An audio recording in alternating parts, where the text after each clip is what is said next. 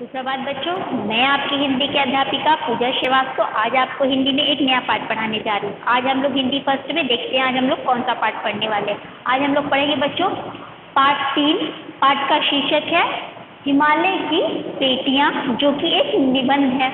इसके लेखक जो है बच्चों वो है नागार्जुन जी। इनका पूरा नाम वैद्यनाथ मिश्र है। अब हम लोग इसके आगे देख लेते हैं। इसमें आए हुए कठिन शब्दों के बारे में जानते हैं, क्योंकि जब तक कठिन शब्द नहीं का अर्थ हमें नहीं पता चलेगा तो कहानी को समझने में मज़ा नहीं आता। चलिए अब हम लोग देखते हैं कि कठिन शब्द हमारे कौन कौन से हैं।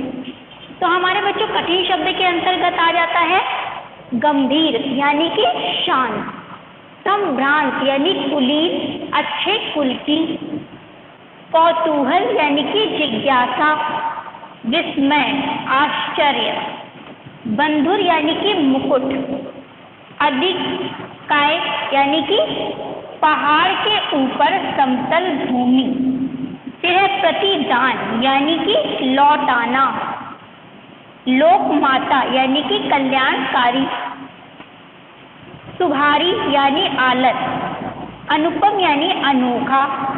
अब बच्चों हम लोग इस पात्र को, इसमें जो आए हुए पात्र हैं उनके बारे में देख लेते हैं। पात्र परिचय, इसमें बच्चों जो हमारा हिमालय की बेटियों में पात्र जो है वो लेखक जो है वो स्वयं है, यानी उन्होंने अपना ही अनुभव हमारे के साथ बताया, हमारे सामने उसको प्रस्तुत किया है कि वो हिमालय पे जाकर के जो उन्हें अनुभूति हुई है हिमालय के बारे में, हिमालय की प्रकृति के बारे में, वो हमसे बताया गया है, हमारे साथ साझा की है। अब हमारे पास आता है मुख्य बिंदु। मुख्य बिंदु के अंतर्गत हमारे जो पहला बिंदु है वो है प्रकृति का वर्णन। बच्चों ये है हमारा जो चैप्टर है, हमारा जो पाठ है ये है हिमालय की बेटियाँ, यानी कि आपको नाम से ही पता चल रहा है कि इसमें हिमालय के बारे में बताया गया है और हिमालय के साथ साथ उनकी बेटियों के बारे में। अब हिमालय तो पर्वत है, हिमालय पर्वत है, आप लोग जानते हो। इनकी बेटियां कौन हैं? तो इनकी बेटियां यहाँ पे हैं नदियाँ, यानी कि जो नदियाँ होती हैं उन्हें यहाँ पर बेटियों के बारे में बताया गया है। अब यहाँ पे प्रकृति क्या है? प्रकृति आपके पहाड़ हो गए, पेड़ पौधे, ये सारी चीज़ें, नदियाँ, ये सारे हमारे क्या होते हैं? प्रकृति है, यानी कि कुदरत, जो कुदरत भगवान ने जो एक कुदरत बनाया हुआ है उसका इस पाठ में उसका ही बहुत ही सुंदर वर्णन किया गया है। पेड़ पौधे हमारे देखने में ही बहुत सुंदर लगते हैं, उसके फूल, आप लोग फूल को देखते हो ना, हर प्रकार के फूल होते हैं। पहाड़, इतनी सुंदर सुंदर पहाड़ियाँ होती हैं, कहीं तो वो बर्फ से ढकी होती हैं तो कहीं पर पत्थरों से का एक सांचा सा दिखाई देता है, यानी कि पत्थर, बहुत सारे पत्थर सारे होते हैं। हिमालय तो पूरा ही बर्फ से ढका रहता है। हिमालय का नाम ही है हिमालय, यानी कि हिम माने हो गया आपका बर्फ और आले माने घर, यानी हिमालय यानी बर्फ का घर। तो वहाँ तो बर्फ तो होती ही है। अब वहाँ से जो नदियाँ जो निकली गई हैं, तो जब बर्फ धूप हो पड़ती है, यानी कि गर्मी में धूप निकलती है, बहुत तेज़ धूप होती है, उस धूप की किरणों से जो हिमालय में जो जमी बर्फ है वो पिघलती है। पिघल करके निकलता है, तो बर्फ पिघलेगा तो पानी बनेगा। पानी बन करके जब वो बहता है तो वो नदियाँ बन जाती हैं और नदियाँ पानी का रूप लेकर के नदियाँ धीरे धीरे बहती हैं। अब यहाँ पर हमारा नदियाँ हो गया, नदियाँ यानी कि वहाँ से निकलने वाली नदियाँ जो बहती हैं। अब इसमें हमारी जो नदी, अब आगे हमारा सेकंड टॉपिक है नदियों के प्रति आदर भाव। बच्चों हमारा जो भारतीय संस्कृति है, यहाँ पर हम भारतीय संस्कृति के अंतर्गत हम लोगों को जो पूर्वजों से संस्कृति मिलती चली आई है, हम लोग अपने प्रकृति को भगवान के तुल्य समझते हैं। जैसे कि हम गायों को माता कहते हैं, गायों को माता कहा जाता है। हम लोग पत्थरों की पूजा करते हैं, यानी कि पत्थरों को देवतुल्य समझ करके हम उनकी भी आराधना करते हैं। तो यहाँ हिमालय की बेटियों में हमारे कवि ने जो है, हमारे लेखक ने जो है वो नदियों को बहुत सारे रूपों में दिखाया है, यानी कि दर्शाया गया है। जैसे कि बेटी है, माँ है, बहन है, प्रियसी है, यहाँ पर उनको उन रूपों में दिखाया गया है। और स्वाभाविक है, जब हम नदियों को माँ कहते हैं तो हमारा आदर भाव तो अपने ऊपर ही आधारित हो जाता है कि हम लोग अपनी माँ की, जैसे हम लोग माँ की आदर करते हैं, अपनी दादी की, माँ की, बहन की, उन सबका आदर करते हैं। तो यहाँ लेखक ने नदियों को माँ कहा है और माँ कहते हुए उनका आदर किया, यानी कि आदर भाव प्रकट किया है। सीधी सी बात है ना बच्चों, जहाँ पे माँ शब्द आता है वहाँ पे तो आदर अपने आप ही आ जाता है, सम्मान उनके प्रति जागृत हो जाते हैं। तो लेखक ने उनके प्रति आदर भाव प्रकट किया है। अब चाहे बहन हो, प्रेयसी हो, बेटी हो या माँ हो, सारे हम लोग हिंदुस्तानी हैं और हिंदुस्तानी के लोग उनका आदर ना करें तो ये संभव ही नहीं है। ये लेखक ने हमारे इस पाठ में बताया है। अब हम आते हैं प्रकृति का मानवीकरण। हमारा जो थर्ड टॉपिक है वो है प्रकृति का मानवीकरण। अब प्रकृति जो होती है बच्चों, पहाड़ है, नदियाँ हैं, पेड़ पौधे हैं, जानवर वगैरह भी जो होते हैं वो सारे जन हम लोग यहाँ पे उनको माता कहते हैं। लेकिन यहाँ पे लेखक ने प्रकृति को मानव से तुलना की गई है, यानी कि उनको मानवीकरण किया है, यानी कि मानव की तरह बताया है। कैसे कि नदियाँ जो होती है उसे बेटी भी कहा है, बहन भी कहा है, प्रेयसी कहा है, उसके बाद उसकी तुलना माँ से कही है। तो मानव उसके अंश से मानव का उन्होंने एक मानव की तरह ही उस नदी के बारे में उन्होंने बताया है। पहाड़ को ससुर बता दिया तो समुद्र को उन्होंने दामाद बता दिया। तो मानवीकरण हुआ ना। पहाड़ कहाँ, पहाड़ इतना ऊंचा, हिमालय जो इतना ऊंचा होता है उसको ससुर बता दिया। समुद्र जो इतना बड़ा, इतना विशाल होता है उसे दामाद बता दिया। नदियों को उन्होंने क्या, बेटी, बहन, प्रेमिका, पत्नी आदि के तरह से उन्होंने भाव हमारे सामने प्रस्तुत किया है। तो यहाँ पर प्रकृति को बहुत ही सुंदर तरीके से उन्होंने मानव के द्वारा प्रस्तुत किया है, यानी मानवीकरण किया है उसका। सोचिए बच्चों कि मानव जो है वो हमारे जीवन में हम लोग सांस लेते हैं, बोलते हैं, अपने भावों को व्यक्त करते हैं, अपने विचारों को एक दूसरे से व्यक्त करते हैं, अपनी सारी विचारों को हर चीज़ महसूस करते हैं। और कहाँ मानव की तुलना लेखक ने किससे कर दी है, प्रकृति से कर दी है, यानी कि प्रकृति को तो एक मानव रूप में दिखा दिया है कि मानव जीवन में कैसे कैसे बदलाव आते हैं। और नदियों में, यहाँ नदियों में किस किस तरह से बदलाव आ रहे हैं। इस पाठ जो है हमारा बहुत ही सुंदर वर्णन किया है नदी के समान। चलिए हम देखते हैं कैसे इसमें आगे क्या कहा गया। पहले हम लोग इसमें देख लेते हैं हमारा सेकंड जो टॉपिक है, चौथा टॉपिक हमारा जो है वो है नारी जीवन से तुलना। अब बच्चों हमारा जो हिमालय, मैंने बताया आपको हिमालय में जो बर्फ जमती है वहाँ से बर्फ पिघल करके नदी का रूप ले लेती है, यानी कि वो पानी नदी में बन जाता है। अब यहाँ पर देखिए लेखक ने क्या कहा है कि जैसे नदी बर्फ बन करके पानी, जो बर्फ है पिघल करके जो पानी बनता है, उसी प्रकार से जब एक छोटी बच्ची का जन्म होता है तो वो अपने माता पिता के गोद में आती है, यानी कि पिता के गोद में जब वो लेते हैं तो वहाँ पे उससे तुलना की गई है कि बच्ची का जन्म हुआ है, वो हाथ पैर थोड़ा चला रही है, हिला रही है। और वहाँ पर उसी प्रकार से लेखक ने नदियों को कहा है कि नदी पानी से जब पिघल करके, बर्फ से पिघल करके नदी बनी तो वो क्या हुई, हिमालय को पिता के रूप में दिखाया है और उसके हाथ में नदियों को एक पुत्री की तरह, एक बेटी की तरह दिखाया है। सोचिए कितनी सुंदर कल्पना है कि जैसे पिता अपने बच्ची को हाथ में लेता है तो हिमालय भी अपनी बेटी को, यानी कि जल को अपने हाथ में लेकर के खुश होता है, क्योंकि वहाँ पे धीरे धीरे हिमालय का वेग जो है वो बढ़ता चला जाता है, वेग तीव्र होता है। तो वो हिमालय की जो पानी होती है उसमें वेग बढ़ता है, तेजी से एक बहाव होता है, पहाड़ी से गिरती है पानी गिर कर के किलकारियों की तरह से वो बोलती है, यानी कल कल करके बहती होती है, उसकी रफ्तार बहुत तेज होती है। उसी प्रकार से जो छोटी बच्ची है जब चलना सीखती है, धीरे धीरे बोलना सीखती है, तो अपने पिता के गोद में खेलती है, किलकारी लेती है, उनके साथ थोड़ा सा शरारत करती है। तो यहाँ पे उसी बेटी को नदी से तुलना की गई है कि बेटी अपने पिता के पास जिस प्रकार से रह करके खुश होती है, शरारत करती है, शैतानी करती है, अकेलियाँ करती है, खिलौनों से खेलती है, आदि भाव वहाँ पे शरारत करके दिखाया गया है। यहाँ पे वही लेखक ने नदियों से कहा गया है कि जब नदी बहती है तो हिमालय के पास से अपनी पुत्री के समान वो किलकारियाँ करती है, तेज बहती है और खेला करती हैं। अब धीरे धीरे अब कहते हैं जो लेखक हैं हमारे कह रहे हैं कि वो जब थोड़ी बच्ची जो बड़ी होती है, थोड़ा सा जब उसके अंदर थोड़ा सा बड़ी हो जाती है तो उसके अंदर थोड़ा सा शांत भी होती है, गंभीर भी होने लगती है और उसकी जो अठेलियाँ हैं वो बढ़ जाती हैं, यानी कि शरारतें तो चलती ही हैं। उसकी शैतानियाँ भी शुरू होती हैं, अटखेलियाँ भी होती है, लेकिन वो थोड़ी थोड़ी समझदार होने लगती है। तो वहाँ से बढ़ कर के उसी प्रकार से नदी जब आगे बढ़ती है तो वो थोड़ी बड़ी हो जाती है, यानी कि हिमालय पर्वत से जब वो थोड़ी सी आगे बढ़ जाती है तो उसकी भी पानी जो है उसका शांत होने लगता है, धीरे धीरे किलकारियाँ कम होने लगती है, उसका वेग थोड़ा थोड़ा धीरे होने लगता है।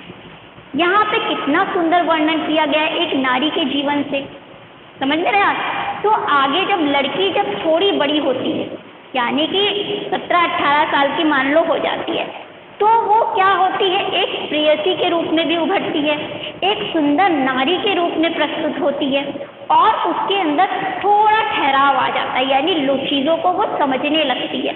वो चंचलता वहाँ पे वो कहीं छोड़ देती है, उसकी जो चंचल बचपन की जो क्षमता होती है वो चंचलता वो कहीं पर छोड़ देती है। अब यहाँ पर उसी प्रकार से नदी को बताया गया है कि नदी जब हिमालय से काफ़ी दूर आ जाती है तो वहाँ पे वो धीरे धीरे शांत होने लगती है, उसका वेग भी धीरे धीरे कम होने लगता है, और वो एक सुकुमारी की तरह यानी कि नारी की तरह कलरव करती है, चंचलता उसमें शांत होने लगती है, बंद होने लगती है।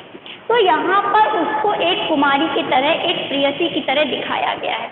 अब आगे आगे चल करके नदी धीरे धीरे आगे बढ़ती है, जब मैदानी क्षेत्र में वो पहुँचती है तो उसका एक अलग से ही एक शांत रूप हो जाता है, क्योंकि वो सारे नारी की जैसे नारी जो होती है वो थोड़ी जब बड़ी होती है, प्रेयसी बन करके उभरती है, बड़ी होती है, पत्नी बनती है, तो उसके अंदर बहुत सारा ठहराव आ जाता है, वो चीज़ों को देख करके कि हर चीज़ का अनुभव करके कि वो बहुत ही समझदार हो चुकी होती है ना। तो उसी प्रकार से यहाँ उसकी तुलना की गई है नारी से, कि नदी भी मैदानी क्षेत्र में आकर के एकदम शांत हो जाती है, उसके अंदर ना तो उतना तेज बहाव रहता है, न किलकारियाँ होती है, न लड़कपन होता है। इसमें एक औरत की तरह जैसे प्रेयसी और पत्नी बनने पर होता है। तो आप समझ रहे होंगे कि नारी जीवन से किस तरह से यहाँ पे तुलना की गई है। आगे जब मैदानी क्षेत्र से बहते बहते बहते बहते वो समुद्र की तरफ बढ़ती है, तो सोचिए बच्चों, जब वहाँ पे नारी से कैसे तुलना की गई है कि जब पत्नी बनने के बाद वो माँ बनती है, यानी कि आप गंगा जी देख लीजिए, आप गंगा जी को माँ के समान समझते हो, यमुना जी को माँ के समान आप तुलना करते हो, उसकी पूजा करते हो, है ना। जब कुंभ वगैरह पड़ता है तो आप लोग स्नान करते हो, उसके पूजा पाठ करते हो। तो यहाँ पे पत्नी बनने के बाद औरत का रूप दूसरा आता है माता का। तो हम लोग नदी को माता के समान पूजनीय मानते हैं, उसकी पूजा करते हैं। यहाँ पे आप लोग समझ रहे होंगे कि किस तरह से लेखक ने नारी की तुलना नदी के द्वारा की है, हमारे उनसे तुलना की गई है।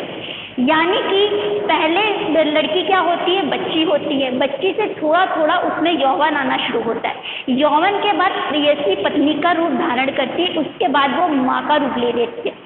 यहाँ पे बच्चों बहुत ही सुंदर वर्णन नदी के रूप में किया है कि नदी पहले किलकारी हिमालय की गोद में खेलती है अपने पिता के पास, धीरे धीरे नदी जब आगे आगे बढ़ने लगती है तो उसमें यौवन आता है, यौवन आने के बाद वो प्रेयसी प्रेमिका की तरह एक साधारण नदी की तरह बहती है और मैदानी क्षेत्र में आकर के गंभीर शांत हो जाती है, एक माता की तरह, और सारे बच्चों का पोषण करती है, उनको संभालती है ना। अब हमारा जो आखिरी यहाँ पे आता है कि औरत जब माता बनती है, माता के बाद जब वो उसकी उम्र हो जाती है, एक एज आ जाती है, तब क्या होता है, वो बुढ़ापे की तरफ आगे बढ़ना उसका शुरू हो जाता है। उसने सारे जिम्मेदारियाँ अपनी निभा दी, बहन बनी, बेटी बनी, माँ बनी, पत्नी बनी, प्रेयसी बनी, सारे उसने अपनी जिम्मेदारियों को निभा करके वो बुढ़ापे की ओर अग्रसर हो गई। अब बुढ़ापे की ओर जब अग्रसर हो जाती है तो वो एक संतुष्टि आ जाती है उसके अंदर कि मैंने अपने जीवन का सारा जो कर्म था मेरा, जो मेरी आदत से जो कर्म हमारा था वो मैंने सारा निभा दिया है, और वो एकदम शांत हो जाती है। उसी प्रकार से यहाँ नदी को बताया गया है कि नदी जब माता के आगे बढ़ती है तो वो जाकर के समुद्र में विलीन हो जाती है, और विलीन होकर के अपना अस्तित्व छोड़ देती है, यानी कि समुद्र में विलीन होकर के वो नदी नहीं रह जाती, समुद्र का रूप धारण कर लेती है, यानी कि उसका बुढ़ापा वहाँ समाप्त हो जाता है ना। तो तो बच्चों यहाँ पे कितनी सुंदर एक कल्पना है लेखक की कि एक नारी से उन्होंने तुलना कर दी है कि पूरा नारी जीवन नदी पे आधारित कर दिया है, नदी पे एकदम आधारित, मतलब उसका आधार बना दिया है कि पहले बच्ची हुई जो अपने पिता की गोद में खेलती है, फिर वो यौवन धारण करती है, फिर प्रियसी पत्नी बनती है, माता बनती है और बुढ़ापे में जाकर के समुद्र में विलीन हो जाती है। ऐसे ही तो नारी का जीवन है। पहले वो जिसका जन्म होता है, माँ उसे जन्म देती है, वो अपने पिता की गोद में खेल करके बढ़ती है, फिर यौवन उसका आता है तो उसके बाद वो प्रियसी पत्नी बनती है, पत्नी बनने के बाद माँ बनती है, माँ बनने के बाद उसका बुढ़ापा आ जाता है और वो अपना जीवन सारे अपने रिश्तों में समर्पित कर देती है, जैसे कि नदियाँ जाकर के समुद्र में मिल जाती है ना। बहुत सुंदर वर्णन। अब हम देखते हैं प्रकृति के प्रति लेखक का भावनात्मक जुड़ाव। लेखक ने यहाँ प्रकृति के बारे में बताया है, तो जाहिर सी बात है कि उन्हें प्रकृति से बहुत प्रेम है। उनका भावना जो होती है वो प्रकृति से जुड़ी हुई है। पहले तो वो दूर से देख करके, जब मैदानी क्षेत्र में रहते हैं तो मैदानी क्षेत्र में वो देख करके पहाड़ों को वो कहते हैं कि ये तो बहुत दूर है उसकी समुद्र, क्योंकि मैदानी क्षेत्र में नदियाँ जो है बहुत शांत रहती है और पहाड़ दूर से देखने में बहुत ऊंचा दिखाई देता है। लेकिन लेखक कहते हैं कि जब मैं हिमालय पर चढ़ा, यानी हिमालय के कंधे पर जब मैंने चढ़ा तो नदियों की अठेलियाँ देखी, उनका वेग देख करके मैं तो आश्चर्यचकित रह गया कि कैसे ये नदियाँ जो हैं इतनी ज़्यादा मैदानी क्षेत्र में शांत रहती है, लेकिन यहाँ पे तो इनका वेग ही तेज है, यहाँ तो इनका रूप ही परिवर्तित हो चुका है, एकदम अलग हो चुकी हैं। यहाँ पे तो ये है अलग है एकदम, मतलब दृश्य ही एकदम अलग हो गया है। कैसे ये एकदम ठेलियाँ कर रही हैं। कहाँ मैं मैदान के क्षेत्र में रहता हूँ तो वहाँ माता बहन मौसी की तरह उनकी गोद में स्नान करके डुबकियाँ लगाता हूँ, स्नान करता हूँ, और कहाँ हिमालय के गोद में अठेलियाँ करती हुई ये नदियाँ दूसरे ही संभ्रांत एकदम, यानी कि ये संभ्रांत यानी कि अच्छे कुल की स्त्रियों की तरह नजर आती है, दिखाई देती है। अब यहाँ पे लेखक ने अपना भावना जो जोड़ी है वो नदियों से एक मानवीकरण करते हुए अपनी भावनाओं को व्यक्त किया है, क्योंकि लेखक ने जो है प्रकृति का वर्णन किया है। कैसे? मानव के तौर पर। कहाँ मानव और कहाँ प्रकृति, दोनों अलग अलग हैं, लेकिन लेखक की कल्पना जो है वो बहुत ऊंचे तक जाती है, जहाँ पे हम लोग सोच भी नहीं सकते। तो वहाँ पे लेखक की कल्पना उतनी दूर पर वो जाती है, अपने भावना से वो जुड़े हुए प्रकृति का वर्णन करते हुए। अब हमारा बच्चों सेकंड लास्ट टॉपिक आता है प्रकृति के तरफ हमारा उत्तरदायित्व। बच्चों प्रकृति ने हमें बहुत कुछ दिया है।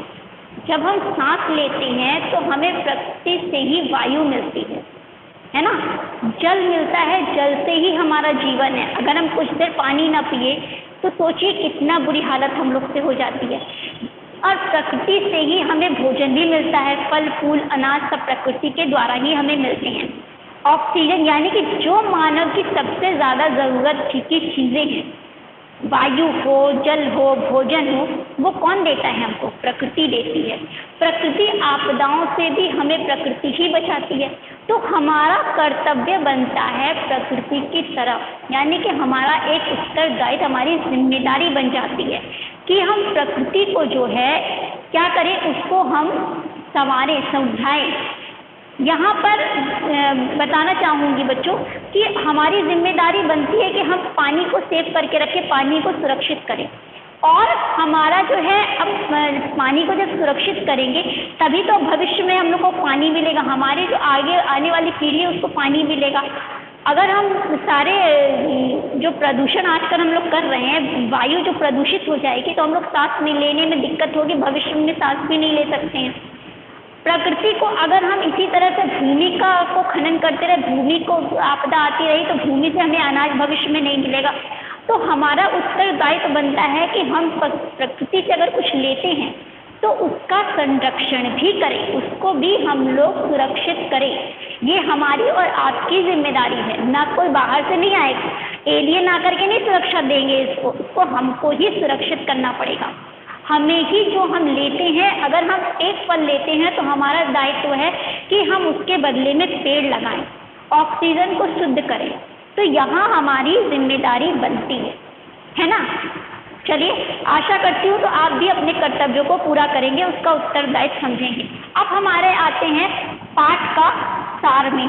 चलिए, पाठ के सार में बच्चों हिमालय की बेटियां जो है वो नागार्जुन द्वारा लिखा गया एक प्रसिद्ध निबंध है। ठीक है, अब है लेखक प्रस्तुत निबंध में नदियों के प्रति अपार श्रद्धा व आदर भाव प्रकट करते हैं। यानी कि नदी हमारी माता है और हम माता के समान, प्रेमिका के समान, बहन के समान उसको वो सम्मान देते हैं, उन्हें उनके आदर भाव उनके सामने प्रस्तुत करते हैं। आगे देखिए, निबंध में प्रकृति का बहुत सुंदर मानवीकरण किया गया है। यानी कि लेखक ने नदियों को, पहाड़ों को, प्रकृति को एक मानव के तौर में देखा है, मानवीकरण उसका किया है, मानव के तौर में उसको प्रस्तुत किया गया है। अब आगे यहाँ पे बताना चाहूँगी कि नदियाँ जो हैं बच्चों, नदियों में अगर मैं नदियों के जिक्र करने जाऊँ तो नदियाँ यहाँ पर दो आपकी आ जाती हैं। पहला कौन सा है? सिंधु जो आपकी नदी है, दूसरा है ब्रह्मपुत्र। ये दो जो नदियाँ बड़ी बड़ी हैं हमारी, इनका खुद का अस्तित्व नहीं है, खुद का तो उनका अस्तित्व नहीं है। यहाँ पर इन दोनों का नाम लेते ही हमें गंगा, यमुना, चनाव, व्यास नदी, सतलुज नदी आदि जो छोटी छोटी नदियां हैं उनको स्मरण हो आता है कि ये सारी नदियां, इन सारी छोटी बड़ी नदियों को मिल करके ही सिंधु और ब्रह्मपुत्र का निर्माण हुआ है। अब आगे देखते हैं, निबंध कालिदास को इन नदियों का सचेतन रूप पसंद था। यानी कि जो कालिदास की जो एक प्रसिद्ध रचना है बच्चों, मेघदूत। मेघदूत में जो कहानी है, जो उसमें बताया गया है, एक यक्ष और उसकी प्रेयसी होती है यक्षिणी। तो वो दोनों जो है वो किसी कारण से विरह हो जाता है, उनमें दूरी आ जाती है। तो वहाँ जब दूरी आ जाती है तो प्रेमी और प्रेमिका से अगर दूर हो जाएगा तो उसको उसकी याद सताएगी, उसे याद करेगा। तो यक्ष मेघ को जो है, मेघ के द्वारा, मेघ यानी कि बादल के द्वारा अपने मन की व्यथा उसको भेजता है कि हे बादल, तुम जाकर के मेरी व्यथा बताओ। तो यहाँ पर कालिदास ने जो नदी है उसको यहाँ पे बहुत ही सुंदर प्रस्तुत किया है। यानी नदी को कालिदास ने भी प्रेयसी का रूप दिया हुआ है। ठीक है, अब हम आते हैं आगे। लेखक ने इन्हें बहन, प्रेयसी यानी कि प्रेमिका एवं बेटी के रूप में भी देखते हैं। हमारे जो लेखक हैं माता के तौर पे भी लेखक देखते हैं, नदियों को बेटी, बहन, प्रेयसी यानी कि प्रेमिका के रूप में वो देखते हैं। आगे है, उन्हें लोक माता कहकर संबोधित करते हैं। आगे कह रहे हैं, जो हमारे लेखक है काका कालेलकर, उन्होंने नदी को लोक माता कहा है। क्यों कहा है? क्योंकि बच्चों माता जैसे हमें जन्म देती हैं, माता ही तो जन्म देती है, वरना हम लोग आसमान से तो आने वाले नहीं है। तो माता जो हमें जन्म देती है, हमारा पालन पोषण करती है, हमारी केयर करती है, हमारे सुख दुख में साथ देती हैं, हमें भोजन कराती हैं, पानी देती है, समय समय पे हम बीमार पड़ते हैं तो हमारी सेवा भी करती है। उसी प्रकार से इन नदियों के पानी से ही तो हमारा जीवन है। जब हम पानी को पीते हैं तभी तो जीवित रहते हैं। पानी पियो, प्यास लगेगी, कुछ देर तक तो आप शांत रह सकते हो, लेकिन बहुत देर प्यासे नहीं रह सकते। तो वो हमारे लिए कल्याणकारी हुई। तो काका कालेलकर जी ने यहाँ पर नदियों को लोक माता कहकर संबोधित किया है, यानी उनको सम्मानित किया है। ठीक है, अब हम लोग आते हैं आगे। लेखक ने संपूर्ण पाठ में हिमालय से लेकर मैदानी भाग तक नदियों के सफर का बखूबी प्रस्तुतिकरण किया है। यानी कि जब हिमालय से बर्फ पिघल के नदियां बनती हैं, नदियां बन करके वो मैदानी क्षेत्र में आती है, मैदानी क्षेत्र से होते हुए वो समुद्र में जाकर के विलीन हो जाती हैं। और समुद्र को यहाँ पे दामाद कह दिया गया, हिमालय को ससुर और समुद्र को दामाद कह दिया। यानी कि हिमालय में वो बेटी हुई और समुद्र में जाकर के अपने दामाद यानी कि अपने पति से जाकर के मिल हो गई, वहाँ पे विलीन हो गई। तो यहाँ पे एक पूरे जीवन का, नदी के पूरे जीवन को प्रस्तुत किया है आज के सामने। मुझे लगता है ये जो पाठ है आप लोग को बहुत अच्छा लगा होगा। क्योंकि प्रकृति को तो आप देखते ही हो, लेकिन प्रकृति को मानव की तरह तुलना करना, नारी के सारे जीवन से तुलना कर देना एक अलग बात है। लेखक की कल्पना कितनी ऊंचाइयों तक गई है वो पढ़ करके आपको बहुत अच्छा लगेगा। धन्यवाद।